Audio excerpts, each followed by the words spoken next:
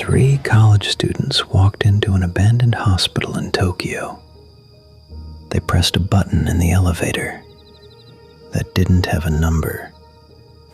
The elevator went down, past the basement, past everything. Two of them came back up. The third one was found 6 months later. Not her body, her handwriting, scratched into the elevator wall with her fingernails. One word: help me. This is Scary Nightfall. I'm Trevor, and you're listening to 3 stories that should not exist. Lights off, headphones on. Let's begin. In the Shibuya district of Tokyo, there's an old hospital building that was shut down in 2003. Exposed wiring, cracked windows, the kind of place the city forgot about and the neighborhood pretends isn't there. The building has 12 floors. A standard elevator services all of them. But on the elevator panel, below the button for floor 1, there's another button.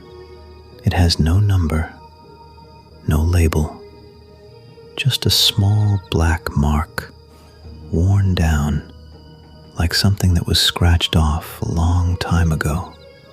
The locals have a name for it. They call it Floor 0. Nobody talks about it openly. Nobody files complaints about it. The building is abandoned. It's not anyone's problem anymore. But in 2019, 3 university students decided to make it their problem. 2 guys and a girl. They were film students making a horror web series, and someone told them about the building, about the elevator, about the button. They thought it would make a great episode. So one night in October, around 11:30 p.m., they climbed through a gap in the fence, walked through the lobby, and stepped into the elevator. It still worked. The lights inside were dim, yellowish, flickering just slightly. The air smelled like mildew and old metal. One of the guys looked at the panel, saw the unmarked button near the bottom, and smiled at the camera. He pressed it. The elevator moved. Not up, down. The LED display above the door showed B1, then B2, then B3. That shouldn't have been possible. The building only has 2 basement levels, B1 and B2. There is no B3, but the numbers kept going. B4, B5. The display started scrolling faster and faster, like the elevator was falling and the numbers couldn't keep up. They screamed. They pressed every button on the panel, the door open button, the emergency button, the alarm. Nothing worked. Nothing responded. Then the elevator stopped. The doors opened. In front of them was a corridor, but it didn't look like any floor in that hospital. The walls were wet. Dark stains ran from ceiling to floor, like the building itself was bleeding. Black water dripped from the ceiling tiles in a slow, steady rhythm. And at the far end of the corridor, there was a room. A faint yellow light was coming from inside. The light was pulsing, on and off, on and off, in a rhythm, like something breathing. They didn't step out. All 3 of them stayed inside the elevator. The guy closest to the panel was slamming the door close button with his palm. Over and over. It didn't work. Then they heard it, coming from deep inside that corridor. A sound. A child crying. But the crying wasn't normal. Mixed into the crying was laughter. The same voice, the same throat, crying and laughing at the same time, like two emotions being forced through one mouth. It echoed down the corridor and into the elevator. The girl, her name was Yuki. She looked at the corridor and said, "Someone's in there. Maybe they need help." The two guys grabbed her arm. They said no. They said absolutely not. They said, "We need to stay right here and wait for this thing to go back up." But Yuki pulled away. She stepped out of the elevator, one foot on the wet floor, then the other. She turned left toward the corridor. The guys yelled her name. One of them lunged forward to grab her, but she was already past the corner, gone. And then the elevator doors closed. Not slowly. They slammed shut, like something triggered them on purpose. The elevator shot upward. The two guys screamed and punched the walls. They hit every button. But the elevator didn't stop until it reached the ground floor. The doors opened. The lobby. Moonlight through the broken windows. Yuki was not with them. They called the police at 11:58 p.m. Officers arrived within 20 minutes. They searched the entire building, every floor, every room, every closet and stairwell. They went to the basement, B1, B2, standard maintenance floors, pipes, storage, old hospital equipment covered in dust. There was no B3. There was no corridor with wet walls. Below B2, there was no room. There was nothing but concrete foundation and dirt. Floor 0 did not exist. Yuki was never found. The police filed a missing persons report. The university launched its own inquiry. Search teams went through the surrounding area. Her family flew in from Osaka. Nothing. No body, no trace. No evidence she ever left that elevator. The two guys gave identical statements. They described the corridor, the water, the light, the crying, the laughter.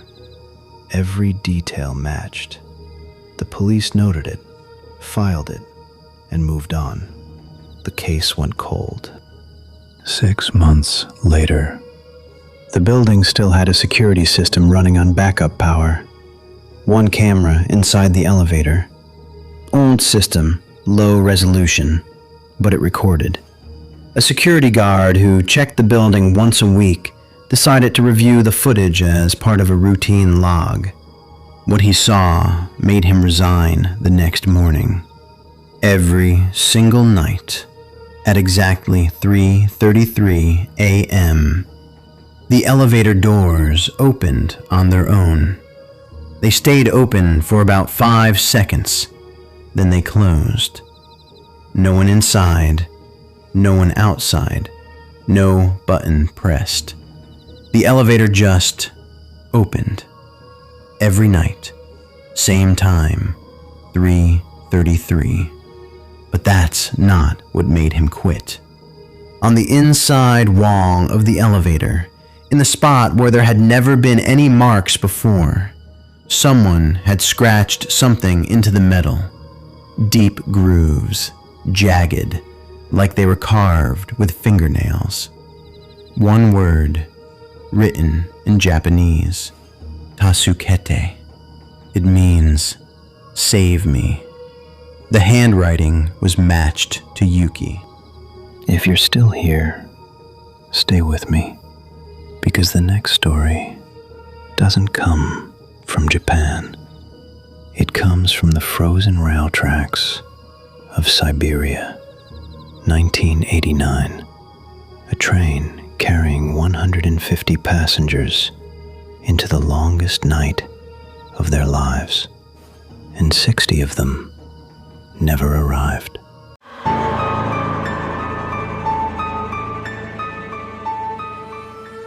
In 1989, a train left Vorkuta, Siberia, carrying 150 passengers toward Moscow. 42 hours through frozen wilderness, minus 35 degrees outside, nothing but ice and pine trees for 1,000 miles. Somewhere between Inta and Ukta, the train stopped, and 60 passengers disappeared. No doors were opened. No windows were broken. There were no footprints in the snow. Their bags were still on their seats. Their shoes were still on the floor. One woman's book was still open on her lap, like she was mid-sentence. The Soviet government classified the file, sealed it, and told the public it was a technical malfunction.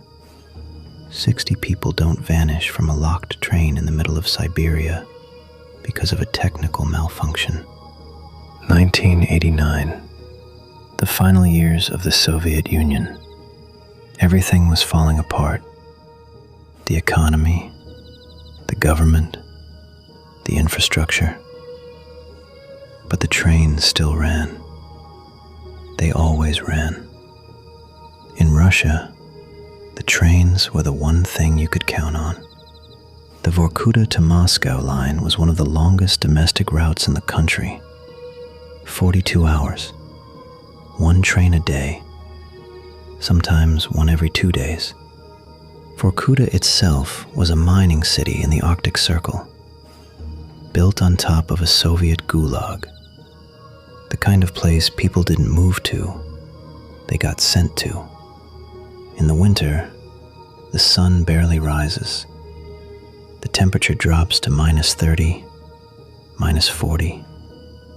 If you step outside without proper gear, you've got maybe 20 minutes before your body starts shutting down. On this particular night, 150 passengers boarded the train. Workers, families, soldiers heading home, students going back to university. Nobody special, nobody important. Just ordinary people trying to get from one frozen city to another. The train pulled out of Vorkuta station at 6:15 p.m. On schedule. Everything normal. The first night passed without incident. The second night did not. Somewhere around 1 a.m, on the second night, the train began to slow down. This wasn't unusual. Trains on this route stopped all the time. Signal changes, track switches. Sometimes I heard of reindeer on the rails. But this time, the train came to a full stop at an abandoned station, somewhere between Inta and Ukta, the deepest, most isolated stretch of the entire route. Outside the windows, nothing.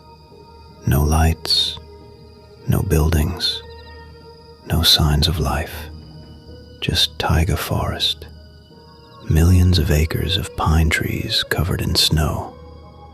Absolute darkness. The train was supposed to stop for 15 minutes. 15 minutes passed. The train didn't move. 30 minutes. Nothing. 1 hour. Still nothing. Passengers started getting restless. Some of them walked to the front of their cars and asked the attendants what was happening. The conductor, a middle-aged man who had worked this route for 11 years, said he would go check the engine room. He walked toward the front of the train, through car 7, car 6, car 5, car 4. He never came back. 20 minutes passed. No word from the conductor. Another staff member, a younger guy, maybe late 20s, volunteered to go check. He grabbed a flashlight, told everyone to stay calm, and headed toward the front. He never came back either. Now people were scared. 2 crew members gone. The train dead still. No communication. No explanation. One of the passengers, a former soldier named Dmitri, stood up and said he would go himself. He was a big guy, broad shoulders, the kind of man who didn't scare easily. Dmitri walked forward. Car 7, Car 6, Car 5. Everything looked normal. Passengers sitting in their seats, some sleeping, some reading, some staring out the window at nothing. Then he reached car number 3. He stopped. The entire car was empty. But 10 minutes ago, at least 20 people were sitting in this car. Their belongings were still there. Bags on the overhead racks, books on the seats, a half-eaten sandwich on a tray table. One person's shoes sitting neatly on the floor beside their seat. A woman's coat draped over an armrest. 20 people. Gone. The windows were closed. The doors were locked from the inside.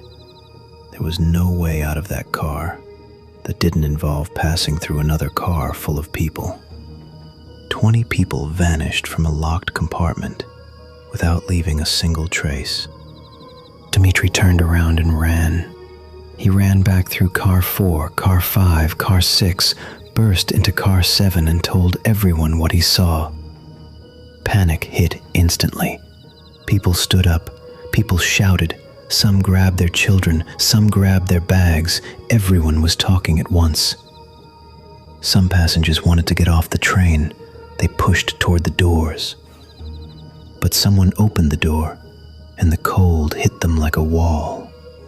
-35 degrees. The wind was screaming across the tracks.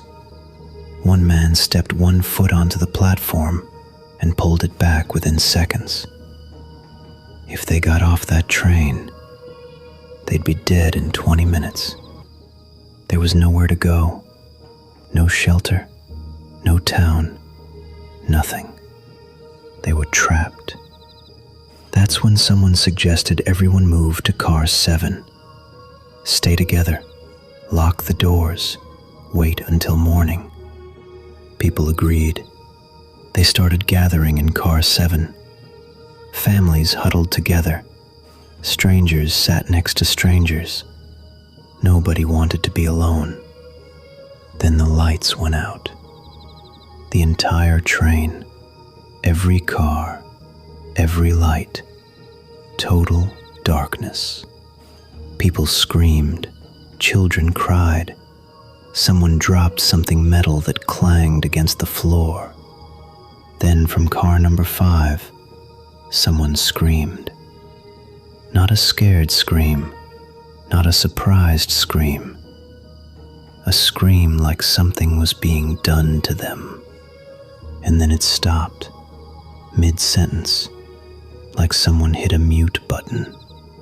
Car 5 went silent. Everyone in car 7 went quiet.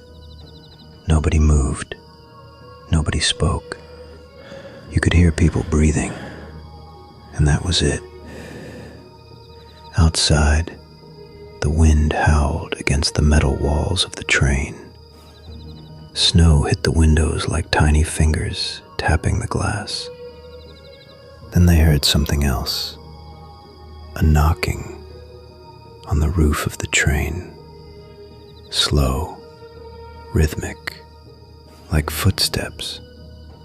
Something was walking on top of the train. It started from the front and moved toward the back, slowly, one step at a time. The metal ceiling creaked with each impact. Everyone looked up. A mother covered her child's ears. An old man closed his eyes and started whispering a prayer. The footsteps reached car 7, right above their heads, and stopped.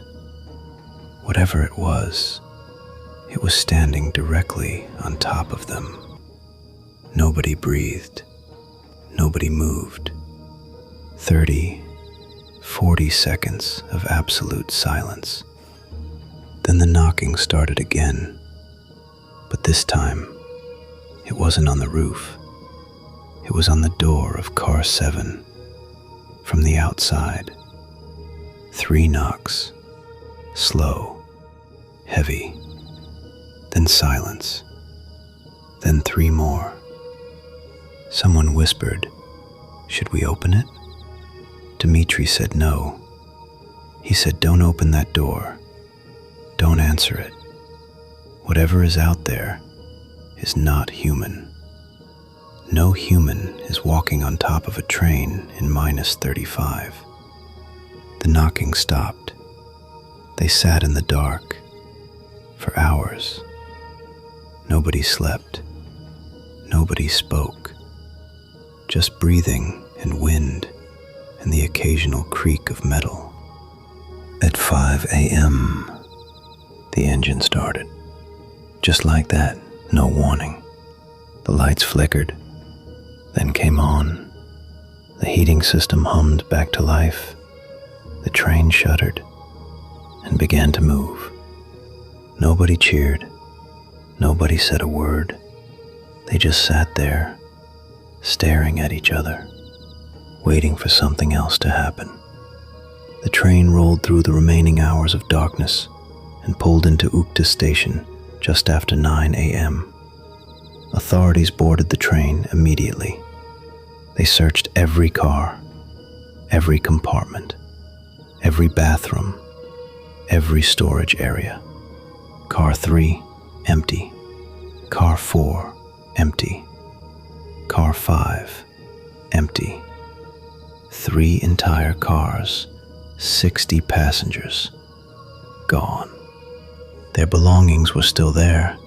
Bags, coats, shoes, books, a pair of reading glasses folded on a seat, a child's toy on the floor. One woman's book was still open on her lap, turned to page 147, like she had been reading it 1 second ago. But no people, not one. The doors of all 3 cars were locked from the inside. Every window was sealed shut. There was no damage, no blood, no signs of struggle. And outside the train, in the fresh snow that had fallen overnight, there was not a single footprint. The Soviet government launched an investigation. It lasted 11 days. Then it was shut down. The official report stated that the missing passengers had exited the train at an unscheduled stop due to a technical malfunction and were lost in the elements. 60 people, including children, in -35 degrees, left their shoes behind, left their coats behind, locked the doors from the inside after they left. Nobody believed it, but nobody questioned it. This was the Soviet Union. You didn't question things. The file was classified. The families were told their loved ones died in a weather-related incident. No bodies were ever recovered. In 2014, a batch of declassified Soviet-era documents surfaced. Researchers found a reference to the Vorkuta train. Most of the file was redacted, pages missing, entire sections blacked out. But one page survived intact, a handwritten note from the investigating officer. Just one line. The passengers did not exit the train. The passengers were taken. Taken by what? Taken where? Taken how? The file doesn't say. No follow-up was ever conducted. And the survivors, the people who sat in car 7 that night, none of them ever spoke about it publicly. Not one. As if they all made an unspoken agreement, or as if they saw something that night that made speaking about it dangerous. Somewhere in the Russian archives, there's a sealed file about a train that lost 60 passengers in a single night. And somewhere in Siberia, there's an abandoned stretch of track between Inta and Ukta, where the locals say trains still stop sometimes in the middle of the night for no reason. And if you listen carefully, you can hear knocking on the roof. If you're still with me, we've got one more story left tonight. And honestly, this one might be the worst. It doesn't take place in a foreign country. It doesn't involve government cover-ups or abandoned buildings. It takes place at a gas station in Oklahoma on a Tuesday night, and it involves a security camera that saw something the human eye couldn't. Stay with me.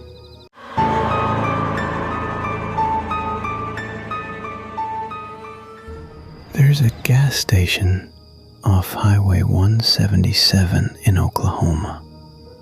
Middle of nowhere. Flat land, oil pump jacks, and at night, nothing but coyotes and silence. A 24-year-old kid named Marcus worked the night shift there, alone, every night. One November night, a dark sedan pulled up to pump 3, engine running, headlights on. Nobody got out. 1 hour passed, 2 hours, 3 hours, 4 hours. Marcus checked the security camera, rewound the footage to when the car pulled in. The driver's seat was empty. There was nobody in the car. The car drove itself into the lot and parked at pump 3. But that's not the part that made Marcus quit his job, move out of his apartment, and never sleep with the lights off again. The footage showed something standing behind him at the counter, 6 inches from his back, for 2 hours straight. He never turned around, not once. Marcus Rivera was 24 years old, college dropout, no degree, no plan, just a part-time gig at a gas station on the edge of nowhere, Oklahoma, to keep up with rent. The station was one of those old ones, single building, 4 pumps, a cooler full of energy drinks, and a microwave in the back that smelled like every burrito ever heated in it since 2009. His shift ran from 10 p.m. to 6 a.m., 8 hours. Most nights, nothing happened. Maybe 2 or 3 customers between 10 and midnight. After that, dead silence until the morning guy showed up. Marcus had a routine. Clock in, wipe the counter, heat up a burrito, crack open a Monster Ultra White, sit behind the register and scroll his phone until his eyes burned. The station had 4 security cameras, 1 on the lot facing the pumps, 1 above the front door, 1 inside the store pointing at the register, and 1 in the back office. Most nights, the cameras showed nothing.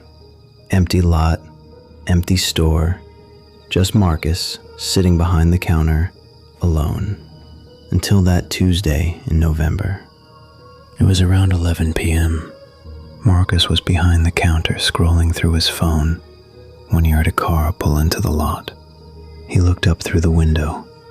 A dark-colored sedan, maybe black, maybe dark blue, had pulled up to pump 3, the one farthest from the building. Engine running, headlights on, just sitting there. Marcus figured the driver was finishing a phone call, or maybe digging for their wallet, or lighting a cigarette before coming inside. Normal stuff. Happens all the time on late-night shifts. He went back to his phone. 30 minutes passed. He looked up again. The car was still there. Same spot. Engine running. Headlights on. Nobody had gotten out. He thought, okay, that's a little weird, but maybe they fell asleep. Maybe they're waiting for someone. Maybe they just stopped to rest. He went back to scrolling. 1 hour.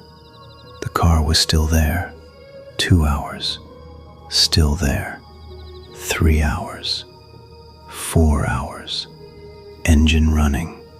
Headlights on. Not a single door had opened. Not a single person had stepped out. It was now 3 a.m., and Marcus couldn't ignore it anymore. Marcus walked to the back office. He sat down in front of the security monitor. 4 camera feeds on one screen.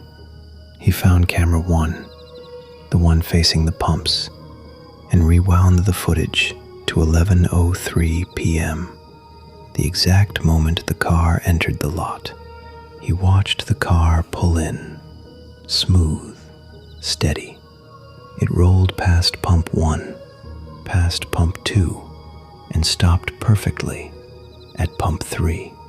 And that's when Marcus felt cold sweat run down his spine.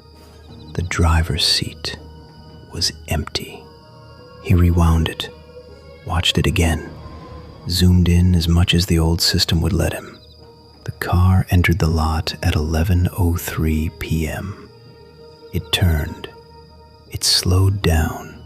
It parked perfectly between the lines at pump 3, and there was nobody behind the wheel. No driver, no passenger, nobody in the front, nobody in the back.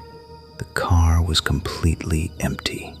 A car with no driver drove itself into a gas station in rural Oklahoma and parked at pump 3. Marcus stared at the screen for a long time. Then he looked out the window at the car. Still there, engine running, headlights on, waiting. 3:15 a.m. Every light in the station flickered. All at once, the fluorescence above Marcus, the lights over the pumps outside, the neon open sign in the window, all of them stuttered for about 2 seconds, then came back. Marcus looked toward pump 3. The engine was off, the headlights were off, and the rear passenger door was wide open. Not cracked, not slightly ajar, wide open, like someone had just stepped out of the back seat. Marcus grabbed the counter with both hands. He stared at the car, at the open door, at the dark lot beyond it. Nobody was there, just the car, the open door, and the silence. He looked at the security monitor behind him. Camera 2, the one above the front door, pointing outward toward the entrance. There was a figure standing outside the front door, tall, dark, completely still, like a shadow that had learned how to stand up. Marcus looked away from the monitor and looked at the actual door, the real glass door 3 feet in front of him. Nobody was there. He looked back at the monitor. The figure was still on the screen, standing right outside the door, perfectly still. He could see it on camera, but he couldn't see it with his own eyes. Marcus kept his eyes on the monitor. Camera 2 showed the figure standing outside the door, not moving, not breathing, just standing. Then it moved. On the screen, the figure stepped forward. It reached for the door. It pulled the door open. Marcus heard nothing. The door chime didn't go off. The little electronic beep that sounds every time someone walks in didn't beep. But on the camera, the door was open, and the figure was stepping inside. Marcus spun around. He looked at the store, the aisles, the cooler, the chip rack, the coffee station. Empty. There was nobody in the store. He looked back at the monitor. The figure was inside the store, on camera, walking between the aisles, slowly, heading toward the counter, heading toward him. Marcus looked up from the monitor, looked at the aisle the figure was supposedly walking through. Nothing. Empty air, fluorescent lights buzzing. That's it. He looked back at the screen. The figure was closer, almost at the counter now. Marcus didn't wait. He bolted. He ran to the back office, slammed the door, locked it, pulled out his phone and called 911. He told the dispatcher there was someone in the store. He couldn't explain what. He just said, "Send someone right now." Police arrived in 14 minutes. They searched the entire store. Empty. Nobody there. The car at Pump 3 was gone too. No tire marks. No evidence it had ever been there. The next morning, Marcus came back to the station. His manager told him to review the overnight footage and file an incident report for the police. Marcus sat in the back office, opened the security system, pulled up camera 3, the one inside the store, pointing at the register. He scrubbed through the night. Fast forward. There he was at 11 p.m., scrolling his phone, eating his burrito, sipping his Monster. Normal night. He kept scrubbing. Midnight. 1 a.m. Still normal. 1:15 a.m. He stopped. At 1:15 a.m., something appeared on camera behind him. A figure, standing directly behind Marcus, 6 inches from his back. Tall, dark, the same thing from the outside camera. Marcus watched himself on the screen. He was scrolling his phone. He didn't react. He didn't turn around. He had no idea. The figure stood there, perfectly still, right behind him. 1:15 a.m., 1:30, 1:45, 2 a.m., 2:30, 3 a.m., 3:15 a.m., 2 full hours. That thing stood behind Marcus for 2 full hours, 6 inches from his back, and he never once turned around. On the footage, Marcus was just living his night, scrolling, eating, sometimes looking out the window, sometimes stretching. He even leaned back in his chair at one point, almost touching it. Almost. And at 3:15 a.m., the exact moment the lights flickered, the figure stepped back, turned around, and walked toward the front door. That's when Marcus noticed the car. That's when he checked camera 2. That's when he saw it outside. He thought it was arriving. He thought it was coming in. It wasn't coming in. It was leaving. It had already been inside, behind him, for 2 hours. Marcus quit the gas station the next day. He didn't go back, not even to pick up his last paycheck. He went home to his apartment on the other side of town, locked the door, closed the blinds, tried to forget about it.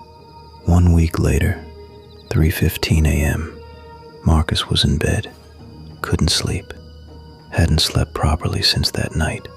His phone buzzed on the nightstand, a notification from his Ring doorbell camera. Motion detected at your front door. Marcus stared at his phone. His thumb hovered over the notification for 10 seconds before he tapped it. The Ring camera feed loaded. Standing in front of his apartment door, in the dark hallway, was the figure. Same height, same shadow, same absolute stillness. Marcus threw his phone on the bed, jumped up, ran to the front door, looked through the peephole. Nobody there. Empty hallway, flickering hallway light, nothing. He picked up his phone, looked at the Ring feed. The figure was still there, on camera, standing at his door, staring straight at the lens. He could see it on camera, but not through the peephole, just like the gas station. Marcus moved out of that apartment 3 days later, stayed with a friend, then moved to another city. But every night, at exactly 3:15 a.m., his Ring camera sends a notification. Motion detected at your front door. He doesn't check it anymore. He hasn't opened that app in months because he knows what he'll see. The same figure, the same stillness, standing at whatever door he's behind. He changed apartments. It followed. He stayed at a hotel. It followed. He spent a night at his mother's house. 3:15 a.m. Her Ring camera. Motion detected. It doesn't matter where he goes. It finds him. And here's the thing that keeps Marcus up at night. The thing he told me when he shared this story. It only shows up on cameras. He has never seen it with his own eyes. Not once. Which means one of two things. Either it can only exist through a lens, or it's always standing behind him, and the camera is the only thing honest enough to show it. That's the frequency for tonight. 3 stories. And honestly, I don't really know what to say after that last one. If you're listening in the dark right now, I'm sorry, and I hope you're alone. I hope you're sure you're alone. Drop something in the comments. Tell me which one got you. The elevator in Tokyo, the train in Siberia, or the gas station in Oklahoma. And if your Ring camera goes off tonight at 3:15, don't check it. Stay off the frequency.